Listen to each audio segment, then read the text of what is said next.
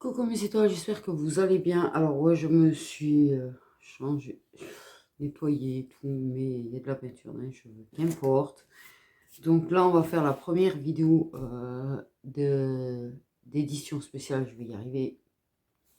Sur un neurotypie, si je vous fais 5 vidéos, c'est simplement parce que voilà.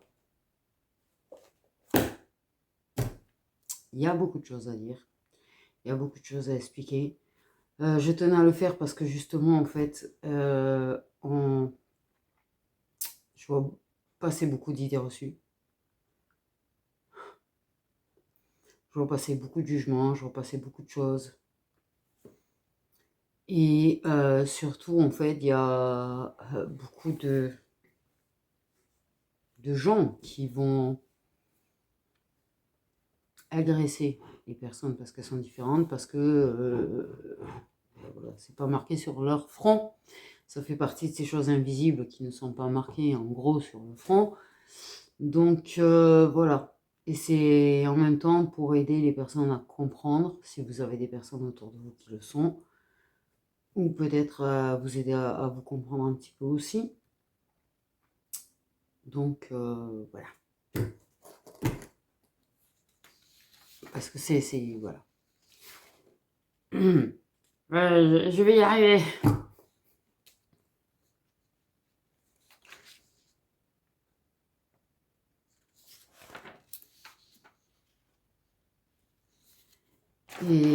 Et en fait, c'est pour rendre légitime le fait d'exister, hein, parce que ça aussi, voilà, ça fait partie de ces choses que on considère ne doivent pas exister.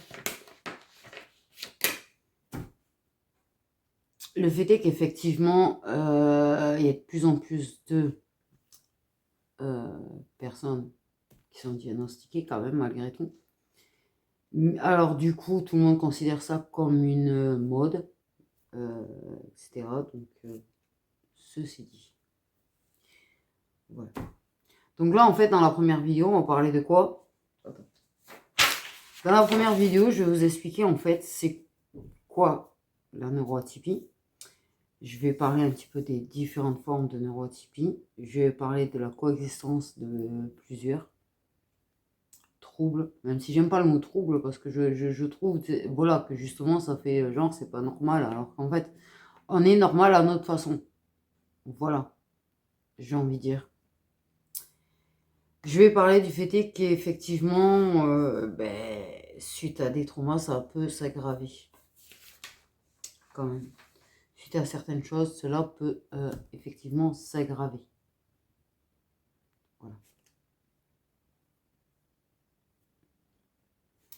Donc déjà,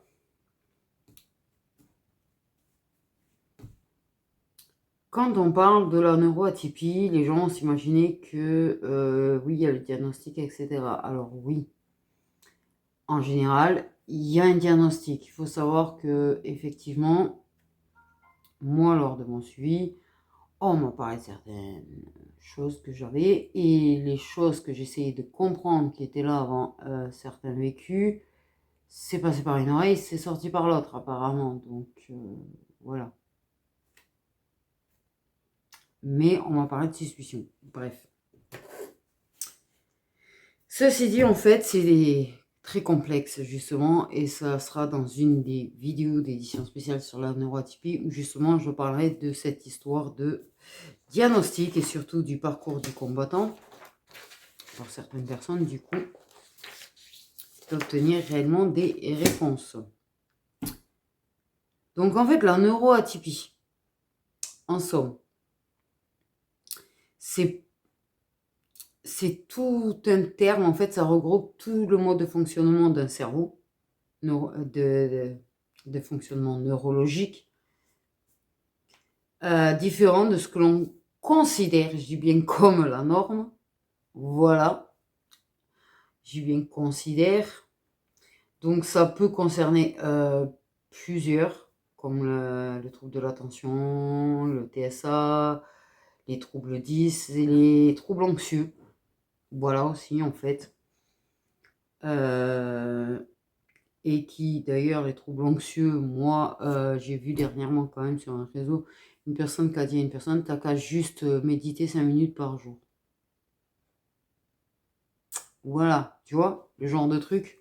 T'as qu'à juste méditer 5 minutes par jour. Alors, il faut savoir que non, on n'arrive pas tous à méditer. Il y en a pour qui la méditation c'est fait, pour d'autres pour qui ce ne l'est pas. Et certaines personnes vont taper de l'anxiété ou des angoisses avec de la méditation. Donc, je suis pas sûre que ça aide forcément toujours. Bref, tu vois, voilà le genre de truc où t'as qu'à juste faire un effort ou moi, bon, comme j'ai pu prendre, voilà, certaines réflexions, voire des insultes, voire, bref, j'ai envie de te dire. Et il y a d'autres situations. Et des fonctionnements, oui, qui sont liés à des traumas. Justement, il faut savoir que ce n'est plus considéré, on n'est plus considéré comme des neurotypiques à partir du moment où on a des traumas ou qu'on a plusieurs traumas parce que notre cerveau se modifie et que du coup, on se met à fonctionner de façon extrêmement différente de ce que les gens considèrent comme normal. Voilà. Mais en fait, ce qui est important là, c'est qu'en fait, il n'y a pas une seule façon d'être dans la neurotypie, justement. Parce que ça aussi, les gens ont tendance à comparer à d'autres. Voilà. Cette personne, elle est comme ça, mais toi, tu es plutôt comme ça, donc non, tu ne l'es pas. Attention, en fait, on est tous différents. Les neurotypiques sont tous différents, les neurotypiques sont tous différents. Voilà. Je tiens à le préciser quand même. Parce qu'on a tous un cerveau différent. On a tous une âme différente, on a tous un cerveau différent de toute manière en fait. Et chaque parcours et chaque vécu est différent. Donc on peut être plusieurs à avoir un diagnostic de trouble de l'attention et on va dire, allez, tu as une personne là A qui a un trouble de l'attention, tu as la personne B qui a un trouble de l'attention et pourtant elles vont être différentes. Voilà. Donc il ne faut pas juger en disant mais tu n'as pas l'air ou tu ne ressembles pas.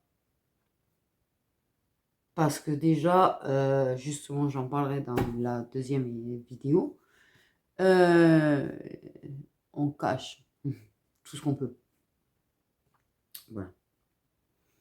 Et donc, en somme, la neurotypie n'a pas un seul et unique visage. Elle s'exprime et se montre de façon différente selon les personnes.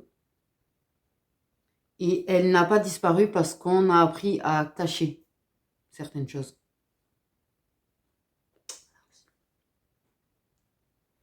Parce qu'en fait, on a pu passer énormément de temps dans notre vie à apprendre, à cacher, justement, à essayer. Parce qu'en général, on essaye de s'adapter. On ne s'adapte jamais.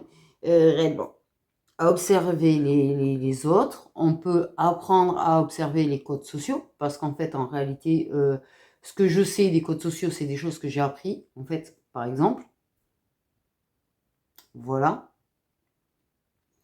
Comme le fait de souhaiter bon anniversaire, c'est parce que j'ai appris à le faire. Parce que quand je ne disais pas bonjour, je me faisais engueuler. Quand je ne souhaitais pas un bon anniversaire, je me faisais engueuler. Donc j'ai appris en fait. Voilà. Je me suis forcée à faire des choses même quand je ne voulais pas les faire. Au final. J'ai appris à faire semblant d'écouter quand j'ai la tête ailleurs.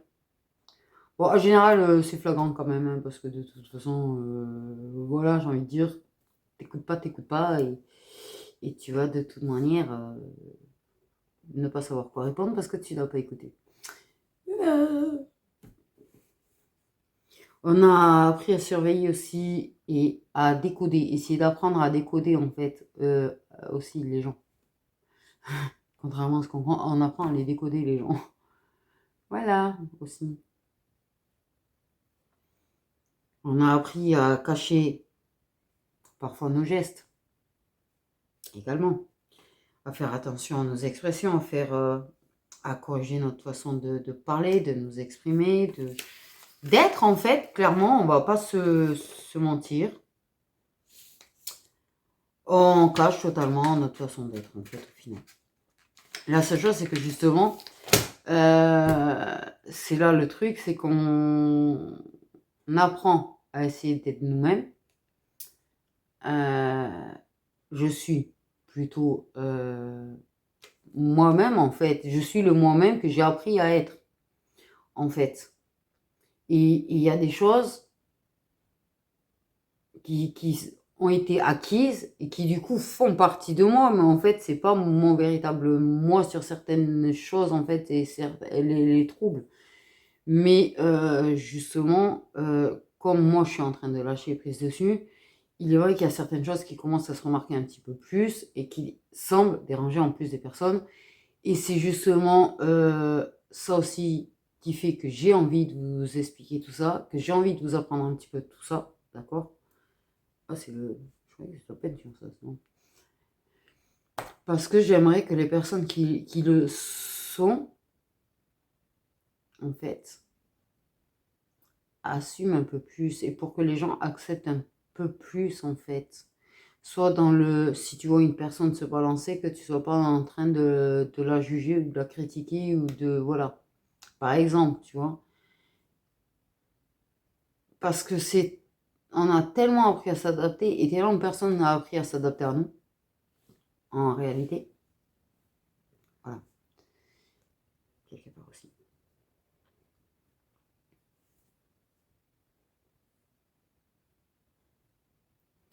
Et c'est vrai que ben, les gens, en fait, ils se rendent pas compte.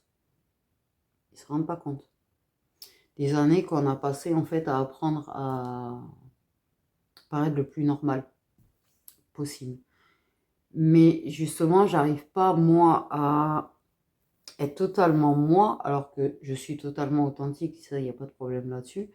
Mais par exemple, les neurotypiques, on a du mal à être totalement nous, parce qu'en fait, on a tellement appris à cacher, et que ça finit par faire partie de nous, mais il y a toujours ce poids qu'on a, au final, de cacher certaines choses et de ne pas être 100% nous-mêmes, en fait, justement. De ne pas pouvoir être 100% nous-mêmes. Et le fait est des difficultés au fait d'avoir certains diagnostics peut aggraver parce que justement on se retrouve qu'on ne sait pas exactement et qu'on ne sait pas gérer et qu'on continue à ne pas pouvoir totalement se comprendre. Mais le masque effectivement existe. Voilà. Parce qu'on grandit, on est repris, on est corrigé, on est critiqué. Donc oui, en fait, on apprend que certaines parties de nous-mêmes, ben, en fait, semblent déranger les autres. Donc, on va faire en sorte d'apprendre et de s'adapter de manière à arrêter. Et c'est pour notre paix, en fait. Sincèrement, c'est pour notre paix mentale. Hein. En vrai, on ne se cache pas parce qu'on a honte, forcément. C'est qu'on a besoin de notre paix mentale et éviter des surcharges. Donc, en fait, voilà, on fait en sorte de plaire et de ne pas déranger par ces choses qui diffèrent pour qu'on ne nous prenne pas la tête. Parce que le nombre de fois où j'ai dit bonjour pour éviter de prendre une réflexion, en fait, mais que j'avais pas envie de le faire, voilà, par exemple. Et c'était pas que j'étais mal polie, en fait. C'est que justement, certains neuroatypiques le racontent souvent, d'ailleurs, que oui, dire bonjour, c'était pas naturel, en fait. Et que c'est pas une question qu'ils avaient envie d'être mal polis avec une personne ou d'être, voilà, désagréable envers une personne. C'est que oui, j'ai du mal à comprendre l'intérêt du bonjour, du comment tu vas, ce genre de trucs qui font partie de la politesse qui pour moi sont totalement inutiles, par exemple. Tu vois. Bref. Je comprends pas ce truc, ces manières et pour moi, ce n'est pas logique, tu vois, par exemple. Mais c'est pas parce que ben, des fois, merde, on va pas le faire parce qu'en fait, on n'a pas envie de se forcer à être contre nous-mêmes. Qu'on n'apprécie pas une personne, qu'on rabaisse une personne. Je sais pas comment les gens le prennent en fait. Mais c'est pas du tout ça. Voilà, c'est pas du tout ça. C'est pas une question qu'on en a rien à foutre des personnes. De toute manière, en plus, la personne, elle va te mentir les 3 quarts du temps quand tu vas lui poser la question. Donc voilà. envie de te dire.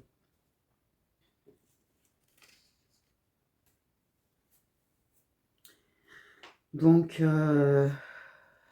le truc, c'est que les gens finissent par croire que ça n'a jamais existé. Et quand j'essaye de parler justement, tu vois, par exemple, je donne mon exemple parce que c'est celui que je connais le mieux, désolé, hein. C'est pas une question de vouloir parler de moi, c'est que je connais mon vécu, je connais certaines choses de moi. Donc oui, pour donner des exemples, c'est plus facile. Mais tu vois, justement, quand j'ai tenté d'en parler un petit peu, mais non, tu peux pas être comme ça parce que si, non, mais non, tu peux pas être comme ça.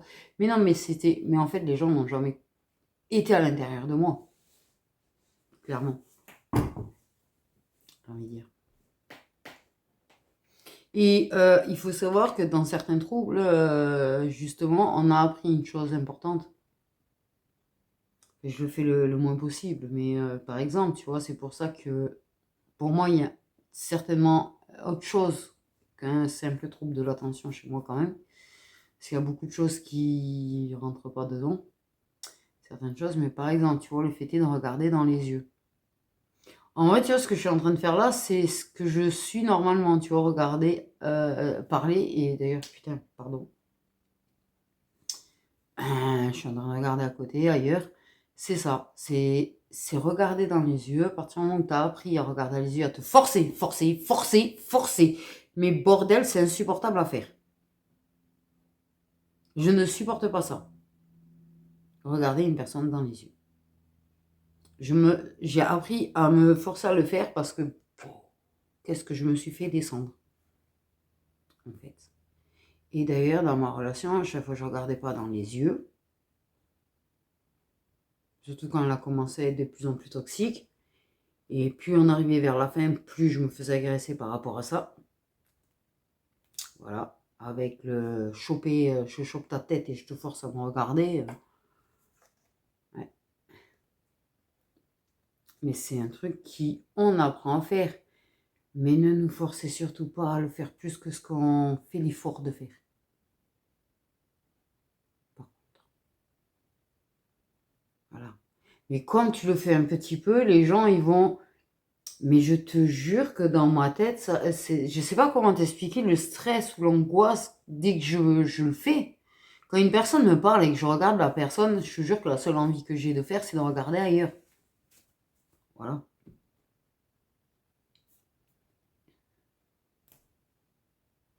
Par exemple. Mais comme tu le fais, ou tu le fais plus ou moins, eh ben les gens, ils vont te dire, mais non, tu ne l'es pas parce que tu regardes dans les yeux. Mais non, tu ne l'es pas, par exemple, le TS1 va tendance à te dire, tu ne l'es pas parce que tu es une femme. Ou tu ne l'es pas parce que tu n'as pas une passion pour les trains. Voilà, tu vois. Alors moi, j'aime énormément les vieux trains, d'ailleurs, j'ai envie de te dire.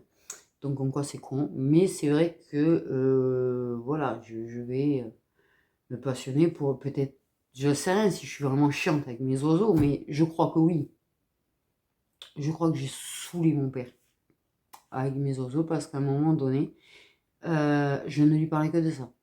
C'est-à-dire qu'en fait, il parlait et j'écoutais à moitié. Et je lui disais tout ce que j'apprenais sur les oiseaux, en fait, et en boucle et en boucle. Et d'ailleurs, je vois beaucoup moins depuis. J'ai remarqué, je dis ça, j'ai rien, mais j'ai remarqué, je vois beaucoup moins. Donc voilà, en fait. Mais il y a des stéréotypes. Et les gens ne comprennent pas qu'en fait, les personnes qui n'ont jamais été diagnostiquées enfants, et il y a beaucoup de gens qui sont diagnostiqués à l'âge adulte. Mais en attendant, ils ont appris beaucoup de choses à cacher.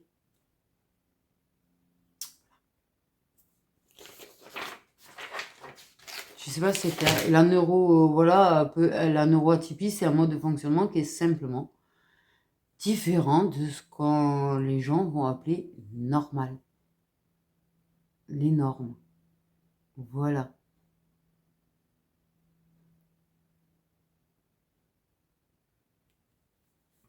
Et là, et il faut se dire une chose, c'est que ça apporte énormément de difficultés dans la vie quotidienne. Ça va nous apporter des difficultés à fonctionner de façon comme les autres.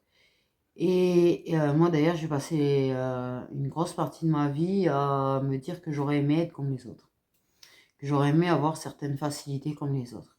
À commencer par la facilité de voir un travail. Parce que j'ai jamais réussi à avoir vraiment un travail. Voilà. Et effectivement, ben ouais, le peu d'entretien que j'ai eu, j'ai pas convenu. En même temps. Ou à réussir à faire certaines choses, voilà. Ne serait-ce qu'à prendre un téléphone, appeler. Tu vois, par exemple, les gens typiques, les neurotypiques, à part ceux qui ont vraiment des... Mais là, c'est pareil. Pour moi, on va te dire qu'un timide extrême et une personne normale, c'est juste qu'il est timide. Mais attention, en fait, il est juste timide, mais il y a quelque chose dans son cerveau, en fait, qui fonctionne différemment la plupart du temps que les autres. La timidité n'est pas toujours une peur du regard des autres, en fait. Parce que c'est justement, tu vois, moi, on m'a toujours dit timide, on m'a toujours dit que j'avais un problème avec le regard des autres. Mais la définition d'avoir peur du regard des autres clochait, en fait, dans ce que moi, je ressentais.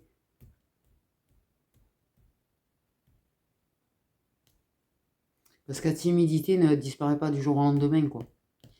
En fait. C'est juste que j'ai été obligée à un moment donné d'apprendre à me débrouiller un peu plus toute seule. Oui. Mais j'évite au maximum quand même certaines situations.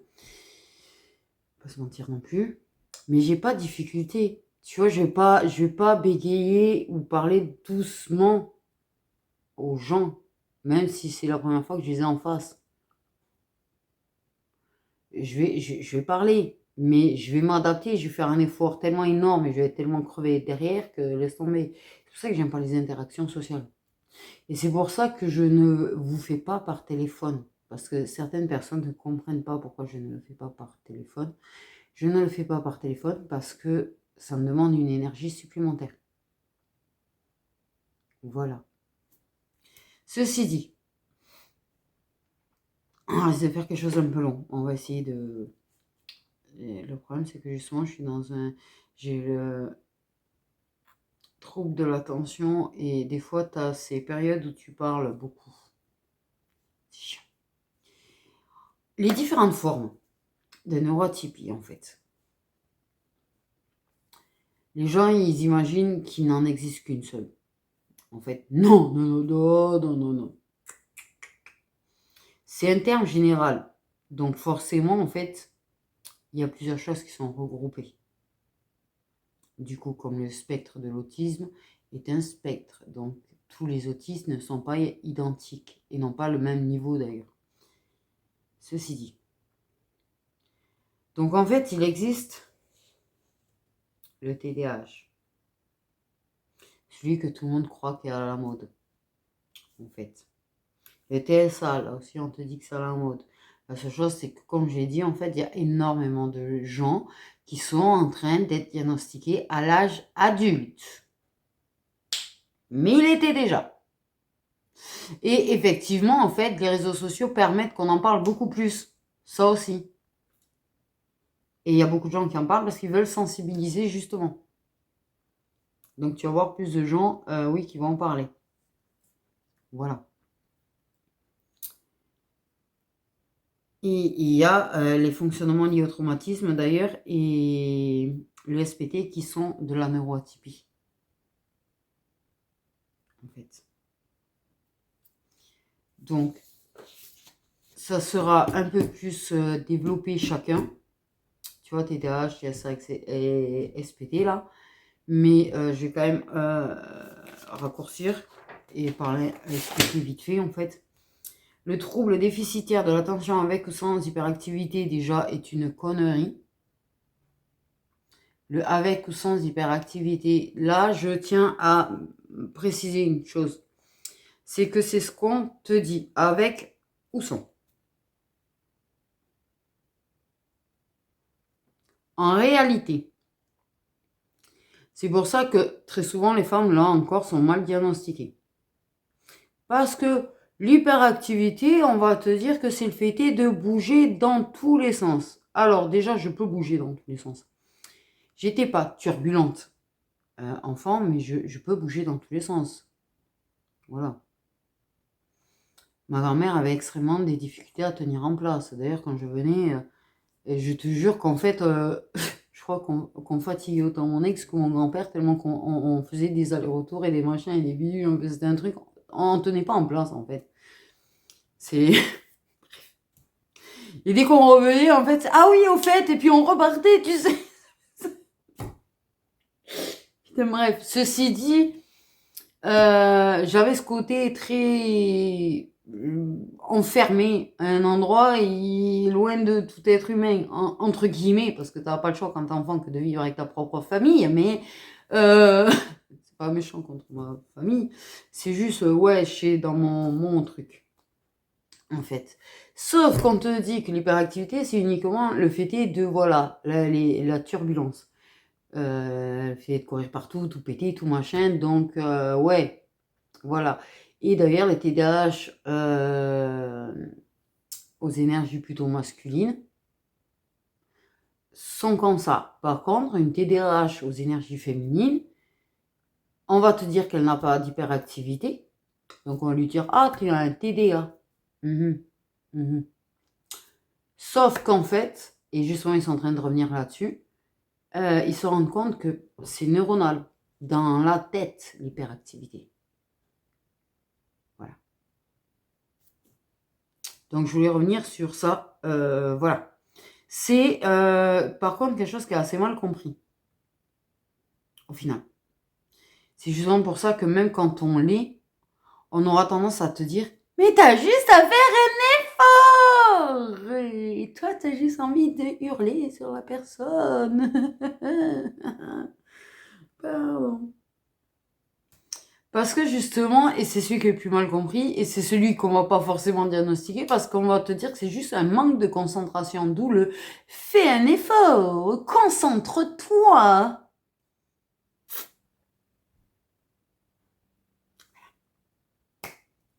Et en fait, les personnes, elles en font déjà beaucoup des efforts. Voilà. La réalité de ce trouble est quand même bien plus complexe que ce qu'il ne paraît être. Les gens, ils se disent, bon, ben, comme ça s'appelle trouble déficitaire d'attention, c'est juste que la personne, elle a des difficultés d'attention, et puis voilà. Elle a qu'à faire un effort, elle a qu'à se concentrer plus, elle a qu'à. Mmh. Mmh. Mmh. Déjà, il est extrêmement difficile de réguler l'attention. Même quand tu te forces, d'abord, tu as l'impression qu'on te vide de ton énergie vitale quand tu te forces. Et bien voilà, j'essaye, tu vois, j'essaye. Mais je remarque la pie. Voilà. Toi, tu vas pas l'entendre quand elle va être sur mon toit. Moi, je vais l'entendre. Je sais que ça a bougé une tuile d'ailleurs tout à l'heure. Bref. Et je suis partie sur autre chose. Et pourtant, voilà. Et en plus, c'était la phrase que j'ai marquée à la suite. Oh putain, mort de rire. Pardon.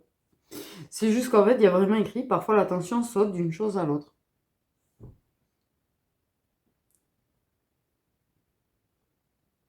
Pour ça, je vais essayer de pas rire, mais la vérité que j'ai pas fait exprès. Parce que c'est pas de ma faute si la pie est arrivée là. En fait, clairement, c'est pas de ma faute si la pie est arrivée là. À ce moment-là, en fait, hein, là, franchement, c'était la synchro, merci. Hein. Mais effectivement, du coup, j'ai commencé à parler d'autre chose. C'est ça, le délire. Et c'est ça aussi le truc. C'est pour ça que quand on vous fait des guidances et qu'on a vraiment un trouble qui est assez développé, en fait, moi, je pense pas qu'il soit très grave, le mien, mais il est quand même plutôt pas mal dans l'ensemble. Ben, je vais couper, vous parler, pardon, d'autres choses. Ou s'il y a un truc que je capte, et je vais, et puis je risque de vous faire un virage, et puis voilà. Et c'est ce qui fait que des fois, oui, c'est un petit peu... voilà. C'est justement pour ça aussi, c'est que les gens, je pense qu'ils ont besoin de réellement comprendre ce que c'est, pour comprendre pourquoi on est comme ça. Et pourtant, je vous jure qu'on fait en sorte de se concentrer. Mais vraiment, dans notre tête, d'abord, on commence à se répéter tout le temps, concentre-toi, ne commence pas à regarder. Moi, je vous jure qu'à chaque fois, je me dis, ignore les oiseaux, ignore le reste autour, mais j'ignore rien du tout. Voilà. Et on peut faire un hyper focus. Voilà, on peut faire un hyper focus. C'est-à-dire qu'en fait, et c'est ça le pire, c'est que si moi, par exemple, tu vois, là, tu me mets le corbeau là, je vais te faire un hyper focus dessus et à te saouler avec. Par exemple, tu vois, c'est une idée, c'est un exemple parmi d'autres. Mais oui, on peut être très et focus sur un truc. Et il y a des moments où on va tout capter. Donc je peux être ultra focus sur ce que je vous fais. Et d'ailleurs, c'est là que j'ai la meilleure connexion en général, d'ailleurs, bizarrement. Je pouvais être hyper focus. Alors, quand j'étais plus jeune, je jouais sur ordinateur. Bon, peut-être que les personnes jeunes ne connaissent pas, mais moi, je jouais beaucoup à Counter-Strike à un moment donné. Oh putain, c'était casse.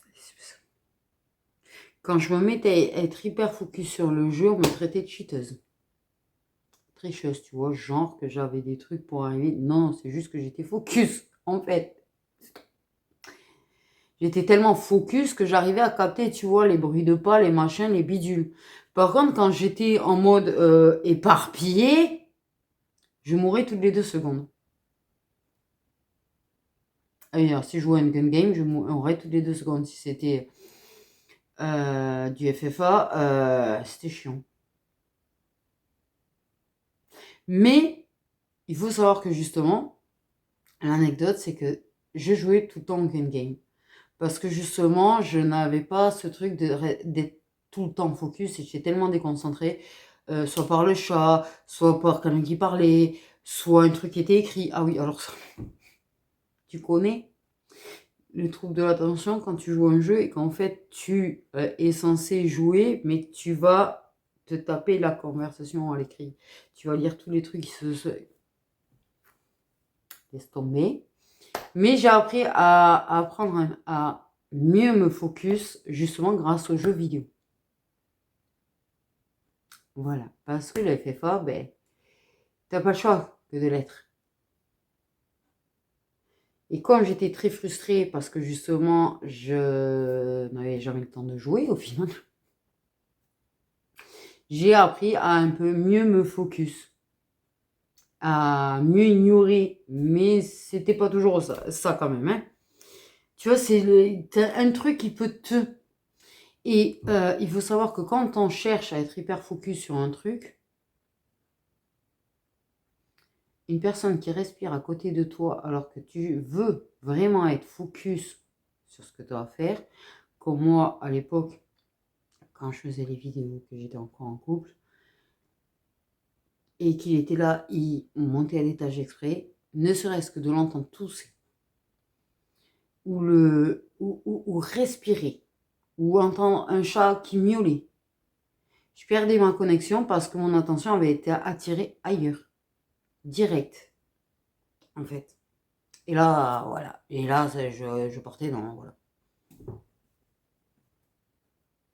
C'est ça aussi la réalité. Et ce qui fait que je m'énervais beaucoup.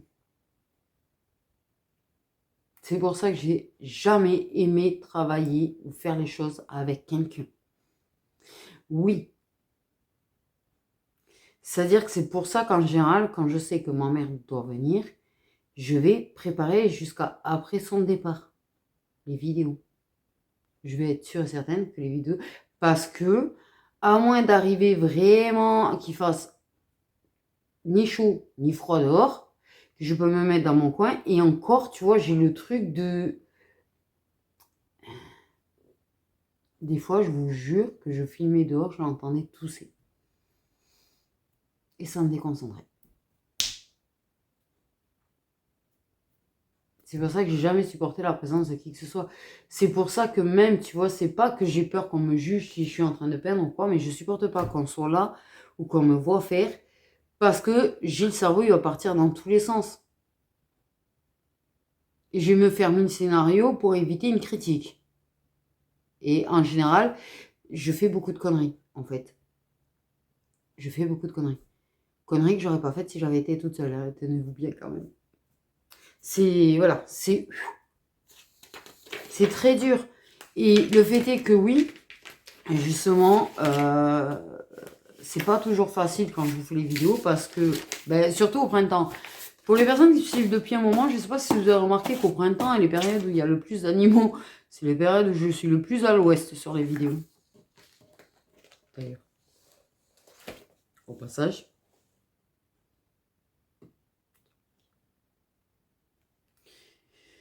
Que je suis sensible au bruit, oui, en fait. Et le fait est que justement, si le bruit va me déconcentrer, alors là, j'ai remarqué ça. C'est ça. Il y a des périodes où je vais trop en faire physiquement.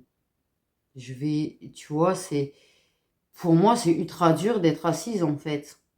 Par exemple, tu vois, quand je vous fais les vidéos déjà, j'ai du mal à être assise. C'est pour ça que j'ai tendance à gigoter. Là, tu vois, je suis en train de gigoter. Je suis en train de m'apercevoir. J'ai pied, il est en train de faire comme ça.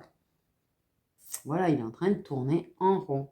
Parce que l'immobilité, ce n'est pas mon truc. Et je suis incapable de faire une sieste. Je vais être éclatée à avoir des yeux comme ça. Mais pas la sieste. Et quand j'étais en couple, souvent il me disait mais va dormir et tout, et machin. Ah non, non, je passais 2 heures à tourner en rond dans le truc et je me dormais pas. Mais le fait est d'être quand même allongé, il est vrai qu'on récupère malgré tout un minima. Ça me faisait quand même du bien, mais j'avais absolument pas dormi. Ah, parce que là... Et en plus, le fait est que, justement, tu t'es tellement entendu traiter de feignasse, parce que ça c'est un trouble où on va te traiter de feignasse d'ailleurs. Parce qu'il y a des périodes où tu peux pas. Ça, tu coupes tout, en fait. Tu vas avoir cette hyperactivité physique. Tu vas bouger dans tous les sens. Je vais te peindre en même temps que je regarde la télé. En même temps, je vais faire des allers-retours. Je vais partir faire autre chose. Enfin bref, je m'auto-fatigue d'ailleurs dans ces périodes-là. Je m'auto-fatigue. C'est pas une façon de parler. Et ces périodes où, en fait, on n'arrive pas à se lancer.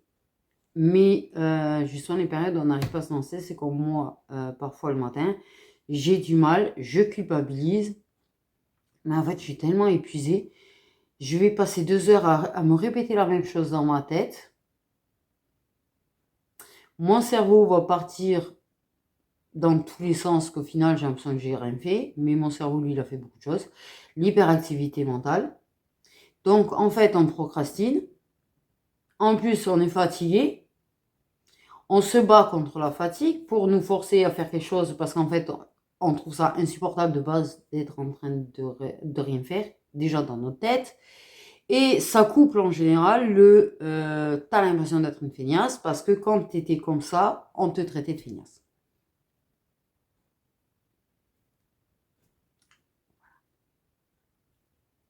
Il faut le savoir. Et ça, c'est une chose que vous n'imaginez pas en fait que les personnes vivent ou ce qu'elles peuvent penser et culpabiliser en fait. En arriver à culpabiliser des états de fatigue extrême où elles n'arriveront même pas à se reposer parce qu'on les a fait culpabiliser. Et oui, le cerveau, il marche tout le temps. Trop. Moi, je suis en train de penser au fait que, tu vois, à la bouffe. Alors que je suis en train de vous parler, mais je suis en train d'essayer de réfléchir à comment je peux faire pour manger de la semoule à rien. Parce que j'ai fait de la semoule à rien et ça fait pas envie. Tu vois, je suis en train de penser à ça. Tu vois, le délire du cerveau. C'est-à-dire qu'il est pas, voilà. Il est pas là, il est là, il est pas là. Il est là, il est pas là, il est là, il est pas là, il est... Ceci dit, j'espère que j'aurai la place sur le téléphone. Le TSA, le trouble du spectre de l'autisme, est lui aussi en fait mal compris. Déjà, à l'époque, il y avait le TSA et il y avait Asperger qui étaient séparés. Maintenant, ils ont collé Asperger dedans. Si vous voulez des exemples d'Asperger, il y a Lionel Messi, il y a Eminem. Il y a Tesla, je crois, d'ailleurs. Il y a Monsieur Facebook, je crois aussi. Enfin bref. Et voilà. Mais alors là, c'est celui où il y a le plus de stéréotypes de ouf. C'est celui où il y a le plus de stéréotypes de ouf. Que c'est réservé aux garçons, aux fanats de train, en fait. Et c'est un spectre. Et le spectre, c'est large. Voilà. Donc, il y a énormément de diversité de profils, en fait. Il y a les personnes qui ont besoin d'un accompagnement vraiment important dans leur quotidien. Des personnes qui ont besoin d'un petit peu quand même d'accompagnement. Et des personnes qui sont quand même très autonomes et qui ont quand même certaines difficultés. Voilà. Donc, il y a beaucoup, très souvent d'ailleurs, des difficultés dans les interactions sociales. Il peut y avoir des sensibilités sensorielles, plus ou moins importantes. Quand tu as d'ailleurs deux troubles ensemble, il se trouve que cette sensibilité n'est pas constante. Voilà. Pas compris, mais c'est pas constant. Avoir des routines. Ça peut, le côté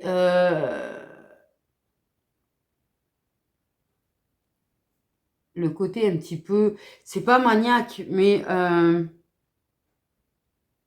comment te dire que moi, tu peux aller dans tous les placards de la maison, les cintres sont tous dans le même sens. Et les fringues rangées dessus sont toutes dans le même sens.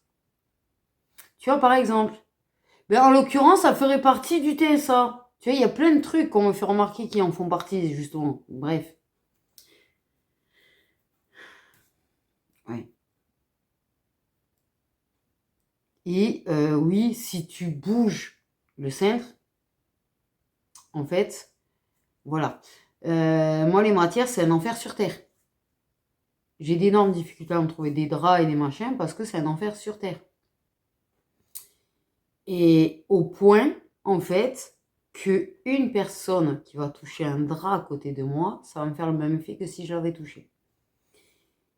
Et c'est un enfer sur terre pour moi parce qu'en fait, tu vois, quand ma mère est bien et que je lui lave ses draps, il faut que je les plie et que je les range.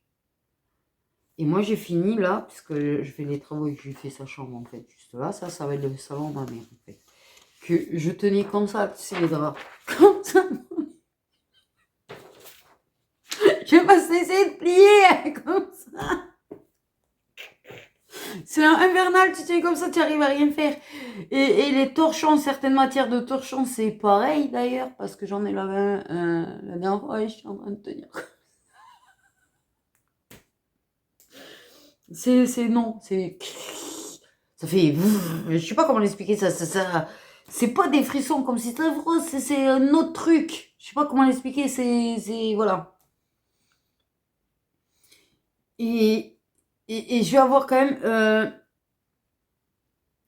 une tendance aux routines aussi, ou machin, tu vois. Et quand ma mère, j'ai bougé ce qu'elle avait dans le placard, dans son ancienne chambre, je râlais tout ce que je pouvais parce que j'étais en train de dire ça c'est pas logique, ça c'est pas logique, ça c'est pas logique. Mais ce cintre il est pas dans le bon sens et il faut le mettre comme ça, il faut enfin bref.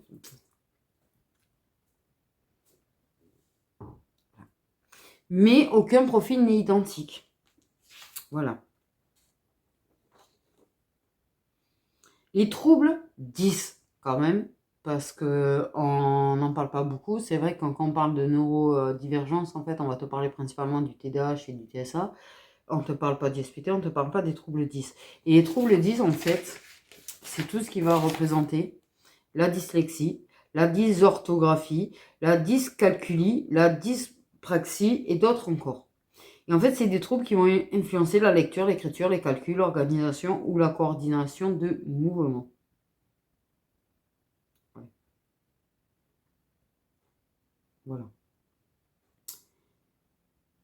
Et ça n'a rien à voir en fait avec l'intelligence. Ça aussi.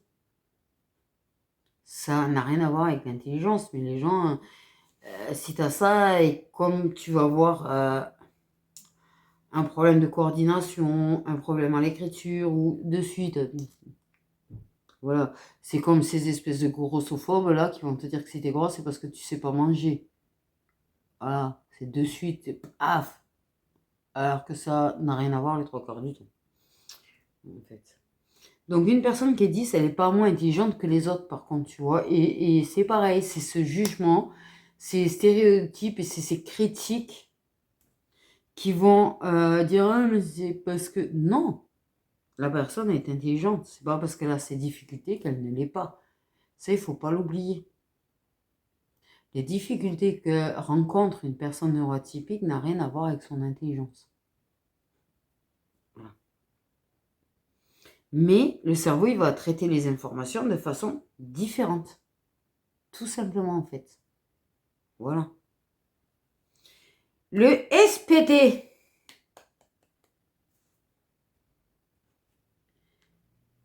Le stress post-traumatique.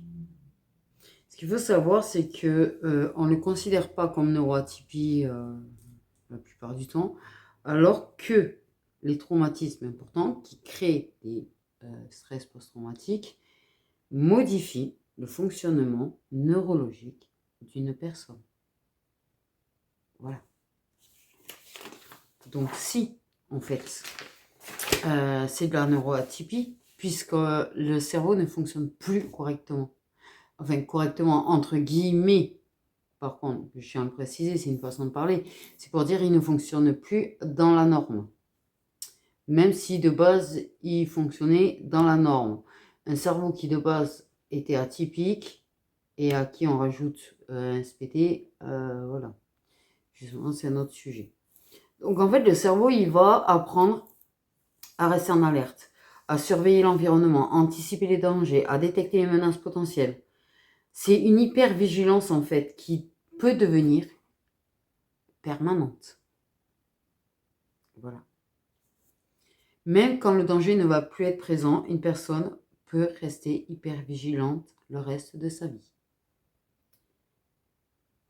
Donc tu vas avoir affaire à des personnes qui vont sursauter davantage, qui vont avoir du mal à se détendre, qui vont avoir des difficultés de concentration, de mémoire. Parce que le cerveau, il va mobiliser énormément d'énergie en fait pour assurer la sécurité, qu'il lui reste parfois moins de ressources pour le reste. Et parmi les SPT, il existe le stress post-traumatique complexe. C'est-à-dire,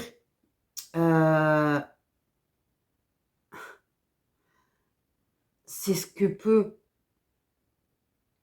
apparaître quand tu as été exposé à des traumatismes répétés sur de longues périodes. Voilà. Par exemple, tu vois, durant l'enfance, au sein d'une relation violente, ou lors d'une succession d'événements difficiles, ou dans certains cas, en fait, des personnes qui ont vécu toute leur vie une succession de traumas, qui ont commencé à l'enfance et qui, à l'âge adulte, en ont eu aussi, qui en ont eu pendant l'adolescence. Il y a eu une succession, en fait, tout au long de leur vie de trauma et de SPT. Et en fait, ces personnes, contrairement au simple mot stress post-traumatique, quand on va leur sortir, en fait, elles ont un stress post-traumatique qui est complexe. Et c'est là que l'hypervigilance, c'est sûr et certain, elle reste jusqu'à la fin de leur vie. En fait. Et le cerveau, en fait, il va quasiment jamais réellement avoir l'occasion de se sentir en sécurité de façon durable. Et l'hypervigilance devient le mode de fonctionnement permanent. Et elles vont avoir cette impression de devoir être toujours prêtes à réagir, à se défendre. Elles vont toujours surveiller, toujours anticiper, toujours se protéger. Même quand tout sera calme autour. En fait. On peut accumuler plusieurs troubles. En fait, ça aussi, il faut le comprendre. C'est pas parce que tu as un trouble que tu n'auras pas les autres. Voilà. Tu peux avoir un TDAH et un TSA, ce qu'on appelle plus communément l'ODH, d'ailleurs. Je vous le dis parce que si vous voyez écrit ODH, en fait, parfois sur les réseaux, c'est un mélange de TSA et de TDAH, au final. Tu peux avoir un TDAH et un trouble 10. Et d'ailleurs, très régulièrement, des personnes qui ont un TDAH ont souvent ce problème de coordination. Tu peux avoir un TSA et un stress post-traumatique. Oui. Mais tu peux également, en fait, contrairement à ce qu'on croit, en avoir encore plus que deux. Parce que oui, tu peux avoir l'ODH et le SPT. Mais l'ODH étant déjà deux troubles ensemble, et tu rajoutes un SPT, voire un SPT complexe, tu te retrouves avec 3. Si tu n'en as pas 4. Tu vois ce que je veux dire? Il n'y a pas un nombre défini de troubles que tu as le droit d'avoir. Enfin, qu'on t'a condamné à avoir, je dirais. Ceci dit. Donc oui, il y a des réalités qui se superposent. Et parfois, les troubles sont quand même opposés. Du genre, l'ODH, c'est quand même deux troubles qui sont un petit peu opposés. Il y a certaines choses qui sont similaires, mais il y a des choses qui sont très opposées. Un TSA va avoir une routine, le TDAH va pas du tout en avoir. Voilà. Le TDAH aura des difficultés d'organisation pendant que le TSA sera super méga organisé. En fait, tu vois ce que je veux dire? Il y a certaines choses, c'est une collision de deux réalités en fait. Voilà. Parce que le cerveau, en fait, c'est vraiment le résultat d'un mélange de facteurs neurologiques, émotionnels, environnementaux et parfois traumatiques, mais surtout un mélange de facteurs neurologiques. Voilà. Mais deux personnes qui peuvent avoir deux troubles identiques seront malgré tout différentes par contre. Ça aussi, il faut le garder en tête, en fait. Et des personnes qui vont avoir des difficultés similaires peuvent avoir des diagnostics différents. C'est pour ça qu'en fait, il est quasiment impossible de comprendre une personne en quelques minutes. Voilà. Et qu'il est impossible de comprendre si on n'a pas ça. C'est pour ça que je tiens à essayer de vous aider à comprendre, au final. Parce que l'histoire d'une personne est plus complexe que ce qu'elle n'y paraît. Parce que chaque cerveau va te raconter une histoire différente. Et que chaque parcours mérite d'être respecté. Et donc, on en vient au point, en fait, des traumatismes qui aggravent des difficultés existantes. C'est-à-dire qu'une personne qui a un trouble de l'attention léger, suite à des traumatismes, peut avoir un trouble de l'attention moyen, voire important. Voilà. Parce que ça aussi, c'est des choses dans les personnes qui sensibilisent, qui n'en parlent pas, parce qu'elles ne l'ont pas. En général, on sensibilise la plupart du temps sur les choses qu'on connaît. Et j'essaye de sensibiliser sur des choses que j'essaye de comprendre moi. Et du coup, voilà. Mais l'impact des traumatismes, en fait, a des conséquences parfois sur certains troubles. Parce qu'un traumatisme, par exemple, va te donner le besoin de beaucoup plus souvent te réguler. Tu vas être peut-être plus facilement en surcharge. Du fait que si tu as des SPT, ton cerveau dépense déjà énormément d'énergie au final. Donc ton cerveau, en fait, dépensant déjà énormément d'énergie dans son hypervigilance, ben oui, ta surcharge va venir plus vite. Parce qu'au final, tu n'as pas autant d'énergie que si tu n'avais pas ton SPD. Voilà. Donc en fait, non. Le cerveau ne va pas fonctionner tout le temps pareil tout au long de notre vie. Et nos capacités ou notre façon de réagir n'est pas stable. Et c'est là la complexité, en fait. Et on est très influencé par l'environnement de toute façon. Par les expériences, par l'histoire, par les épreuves qu'on traverse. Et lorsqu'on vit un traumatisme important, ça peut avoir des conséquences profondes, encore plus. Parce qu'il est important de comprendre que le traumatisme, en fait, ne va pas créer la neuroatypie. Par contre, contrairement à ce que j'entends, le trouble de l'attention peut faire suite du fait de l'hypervigilance à des traumas. Il peut être là avant et s'aggraver après, d'ailleurs, soit en fait tu vas te mettre à avoir des troubles de l'attention. Pas pareil que la personne qui l'a toujours eu peut-être, mais tu auras un trouble de l'attention, tu auras une hypervigilance. Ton attention, tu ne l'auras plus en fait comme tu l'avais auparavant. En fait. Et ça peut vraiment amplifier les difficultés qui existent déjà en fait. Parce que la personne qui avait déjà tendance justement à être distraite va l'être encore plus, va avoir encore plus de difficultés à se concentrer en fait. Ah ça y est, je me mets à dire des en fait. Oh bordel. Une personne qui est déjà sensible au bruit va l'être encore plus. Une personne qui avait déjà des troubles anxieux, devenant hypervigilante, alors là, les troubles anxieux et les angoisses, c'est bingo. Et une personne qui avait besoin de routine ou qui avait des difficultés avec l'imprévu, va avoir encore plus de difficultés avec l'imprévu. Et pourquoi donc? Parce qu'en fait, le cerveau, il a vécu des situations difficiles. Une partie importante de son énergie est mobilisée pour assurer la sécurité, comme je l'ai dit. Même si le danger n'est plus là. Et ça, c'est une chose qu'il faut que les gens comprennent. Parce qu'ils n'arrivent pas à comprendre pourquoi on reste en hypervigilance. Parce que le cerveau, en fait, est entré dans ce mode de fonctionnement. Donc, il va continuer à anticiper, à analyser, à vérifier, à rester en alerte, à surveiller. Et cette énergie de survie, elle le rend indisponible, voilà, pour d'autres choses. Donc la concentration va devenir difficile, la mémoire peut être largement affectée, je vous le confirme, passage. Extrêmement, je vous le confirme. Au final. La fatigue va augmenter, va arriver plus vite, l'irritabilité va s'aggraver aussi. Les surcharges vont être encore plus fréquentes. Et certaines personnes, elles ont carrément cette impression du coup que la neuroatypie s'est aggravée et qu'elle régresse surtout.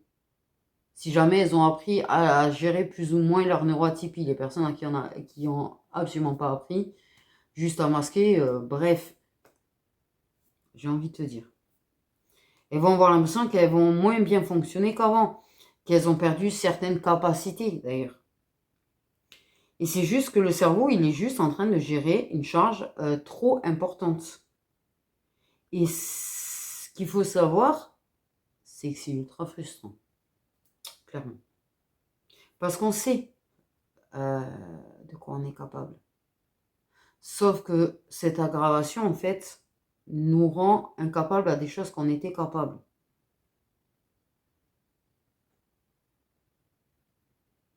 Voilà. Et c'est ce qui fait que oui, j'étais capable de beaucoup plus de choses avant le dernier que j'ai eu. Clairement. Par exemple. On sait qu'on a des compétences, on sait qu'on a certaines capacités. Et momentanément, elle va être moins accessible. Voilà. Et ce qui va être difficile, c'est d'accepter que le cerveau traverse les difficultés. Et j'aimerais du coup quand même rappeler une petite chose, parce que s'il y a bien une chose qui m'agace par-dessus tout, c'est c'est pas définitif, les traumas. Alors, on peut en guérir. Ouais, ok. C'est une vérité, on peut en guérir. Par contre, dire que c'est pas définitif, non, parce que à partir du moment où ton cerveau a été modifié par rapport à des SPT, désolé, ton cerveau, tu le remets pas en place. C'est comme si tu expliques à une personne TDAH, mais t'as qu'à juste remettre ton cerveau en mode neurotypie, quoi. C'est la même chose que tu demandes à une personne qui a une neuroatypie du fait que son cerveau a été modifié par des SPT. Tu te rends compte de l'impression que ça nous donne? C'est-à-dire qu'en fait, ben là, encore une fois, on va te faire culpabiliser d'être ce que tu es. Voilà. Parce que clairement, on m'a sorti, mais non, mais t'inquiète pas. Quand je dis que je sais que ça se soignera jamais, que ce sera jamais totalement soigné, que ça m'a modifié définitivement, on me rit à la gueule. On me dit que j'ai tort, que c'est juste une question de confiance en moi. Est-ce que j'ai l'air de manquer de confiance en moi? En fait, non.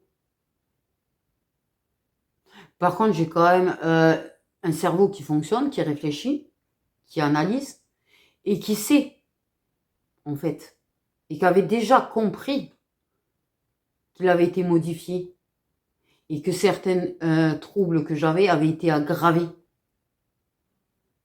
Mais que par contre, c'est pas parce que de ma simple volonté, j'avais envie de le rendre de la même façon qu'avant que je pouvais le faire. Un cerveau, c'est un cerveau. Une fois qu'il est modifié, il est modifié.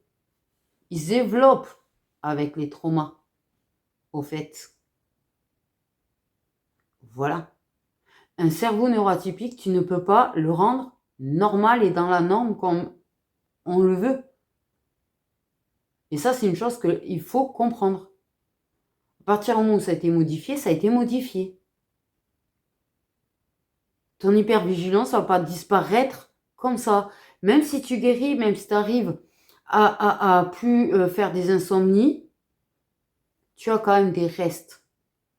Et ton SPT, il est plus à la même dose qu'avant, mais il est quand même là, parce qu'un SPT complexe reste un SPT complexe, qui fait que justement l'hypervigilance devient permanent. Et ça, c'est ton cerveau qui est devenu comme ça. Et c'est pas une question de volonté, de manque de confiance en soi, comme j'ai pu m'entendre dire. C'est modifié. Mon cerveau a été modifié. Mes troubles ont été largement aggravés. D'ailleurs. Parce que j'ai toujours dit que le dernier que j'ai vécu était celui de trop. Parce que c'est justement qu'au niveau de mes troubles et de mon hypervigilance, je sais ce que ça a fait. Justement. Et que j'ai très bien compris que je n'arriverai plus à gérer correctement et à masquer correctement comme je le faisais avant. Clairement.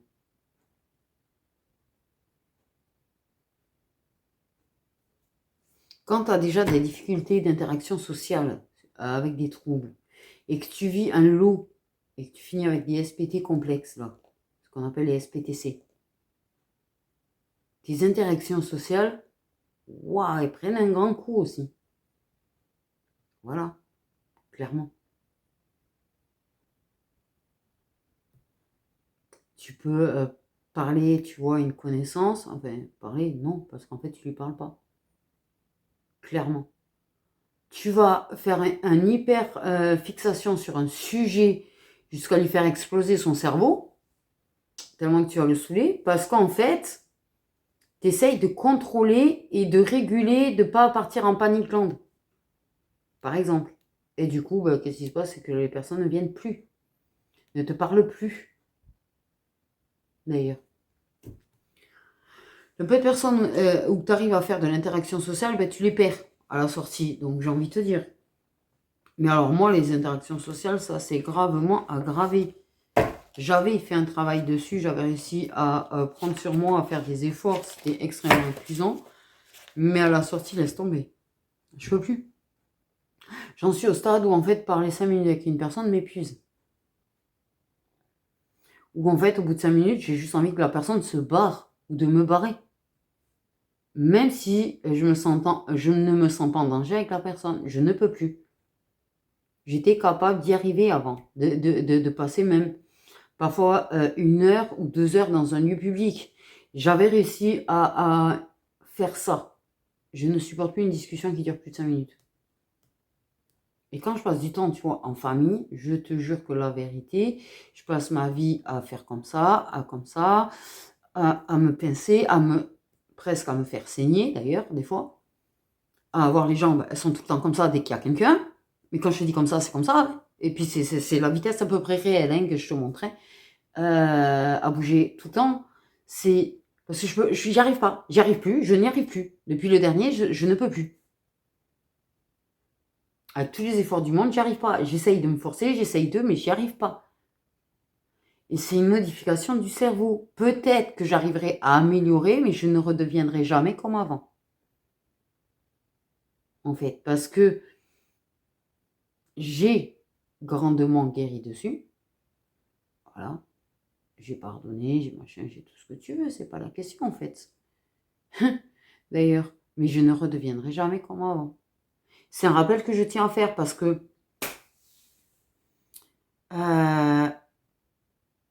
les gens ont tendance à croire que ça y est. Et au passage, il n'y a pas de date de guérison non plus parce que ça aussi. C'était il y a plusieurs mois, c'est passé. C'est comme quand tu as vécu des traumas dans l'enfance et qu'il y a un truc qui te ramène à ce trauma d'enfance, c'est quand même dire mais arrête, c'est le passé.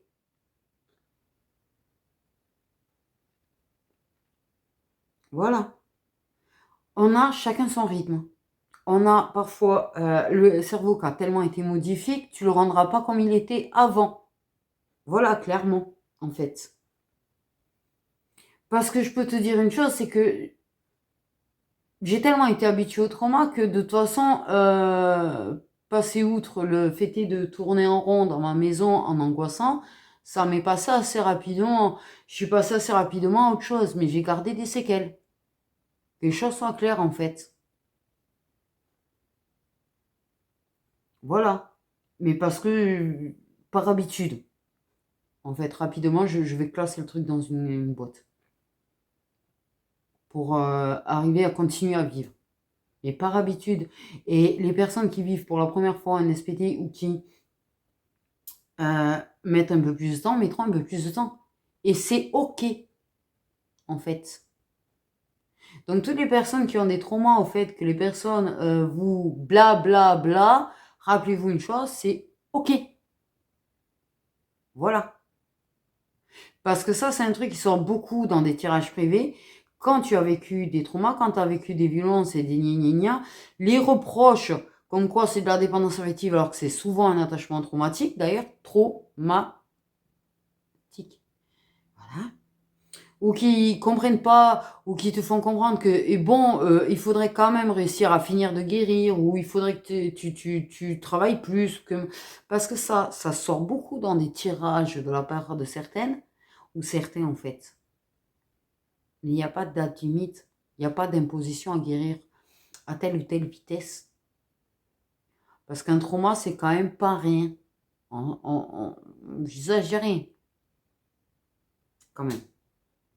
Donc il n'y a pas de honte à ça. Et quand la personne elle semble plus distraite, plus fatiguée, plus sensible, plus émotive, ou moins performante qu'avant, ben demande-toi ce qu'elle est en train de traverser avant de la juger. D'ailleurs. Demande-toi, tu vois, si elle n'a pas un de ces troubles qui l'épuise. Demande-toi si elle n'est pas en surcharge. Parce que vive les surcharges que je me paye en ce moment. Voilà. Tu vois, par exemple. Demande-toi si elle ne vit pas un événement, un trauma. Si elle ne vit pas quelque chose d'extrêmement lourd. C'est pas parce que sa performance diminue qu'il faut lui sauter à la gorge. Voilà. Ce qu'il faudrait apprendre peut-être à beaucoup de patrons d'ailleurs. Parce que j'entends beaucoup de gens en fait qui ils sont extrêmement épuisés, ils sont extrêmement machins, et puis ils ont des patrons sur leur dos parce que leurs performances ont baissé. Mais là c'est pareil, cela il faut leur expliquer ça. Demande-toi pourquoi d'abord avant de lui sauter à la gorge à ton salarié. Pardon.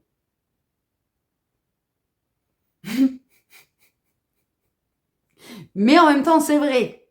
Et les personnes qui ont la chance d'avoir un travail et qui ont parfois leur performance qui diminue, et ça arrive à tout le monde, c'est pour ça que je ne comprends pas que nous, on n'a pas le droit d'avoir des performances qui diminuent quand même,